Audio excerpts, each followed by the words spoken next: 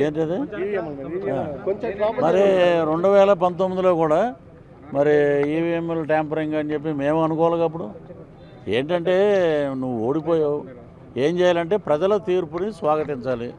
ఎక్కడైనా సరే ఇప్పుడు చంద్రబాబు నాయుడు గారు కానీ, రాజశేఖర రెడ్డి గారు కానీ, ఎన్టీ రామారావు గారు కానీ వీళ్ళందరూ ఎలక్షన్ రిజల్ట్ రాగానే వాళ్ళు ఏం చెప్పేవారు, ఇది ప్రజా తీర్పు, ప్రజల తీర్పుని మేము శిరసావహిస్తున్నాం, సో దీని మీద అనుమానాలు ఏమి లేవు, ప్రజలు మమ్మల్ని వద్దనుకున్నారు అని చెప్పి ఉంటే ఉందాగా అరే బ్రహ్మాండంగా మాట్లాడాడు అనేవారు. ఈవీఎంలు ట్యాంపరింగ్ బీహార్ అయిపోయిందంటాడు ఒకడేమో శ్రీలంక అంటాడు, ఒకడేమో మేము మరి మీరు 151 అన్నప్పుడు ప్రజలు ఏం చేశారంటే 151లో 5 క్రెయిన్ పెట్టి లేపేశారు, మధ్యలో 5ని 11 ఉంచారు. సో ఇకనైనా వాళ్ళు నిర్మాణాత్మక ప్రతిపక్ష పాత్ర పోషించడానికి 18 కూడా లేవు.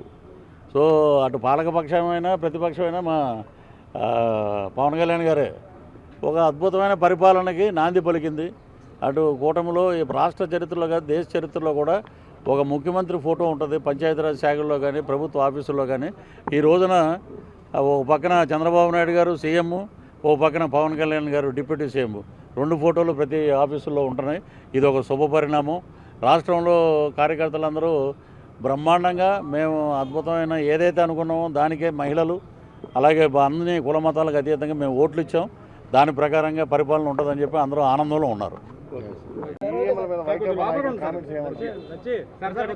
ఏంటిది మరి 2019లో కూడా మరి ఈవీఎంలు ట్యాంపరింగ్ అని చెప్పి మేము అనుకోవాలి. అప్పుడు ఏంటంటే నువ్వు ఓడిపోయావు, ఏం చేయాలంటే ప్రజల తీర్పుని స్వాగతించాలి.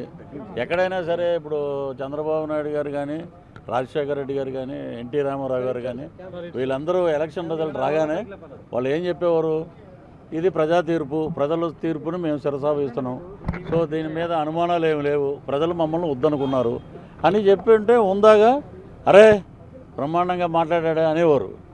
ఈవీఎంలు ట్యాంపరింగ్ బీహార్ అయిపోయిందంటాడు ఒకడేమో శ్రీలంక అంటాడు, ఒకడేమో మేము మరి మీరు 151 అన్నప్పుడు ప్రజలు ఏం చేశారంటే 151లో 5 క్రెయిన్ పెట్టి లేపేశారు, మధ్యలో 5ని 11 ఉంచారు.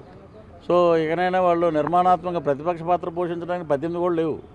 సో అటు పాలకపక్షమైనా ప్రతిపక్షమైనా మా పవన్ కళ్యాణ్ గారే ఒక అద్భుతమైన పరిపాలనకి నాంది పలికింది. అటు కూటమిలో రాష్ట్ర చరిత్రలో కానీ దేశ చరిత్రలో కూడా ఒక ముఖ్యమంత్రి ఫోటో ఉంటుంది పంచాయతీరాజ్ శాఖల్లో కానీ ప్రభుత్వ ఆఫీసుల్లో కానీ. ఈ రోజున ఓ పక్కన చంద్రబాబు నాయుడు గారు సీఎం, ఓ పక్కన పవన్ కళ్యాణ్ గారు డిప్యూటీ సీఎం, 2 ఫోటోలు ప్రతి ఆఫీసుల్లో ఉంటున్నాయి. ఇది ఒక శుభ పరిణామం. రాష్ట్రంలో కార్యకర్తలందరూ బ్రహ్మాండంగా మేము అద్భుతమైన ఏదైతే అనుకున్నామో దానికే మహిళలు అలాగే అన్ని కుల మతాలకు అతీతంగా మేము ఓట్లు ఇచ్చాం, దాని ప్రకారంగా పరిపాలన ఉంటుందని చెప్పి అందరూ ఆనందంలో ఉన్నారు.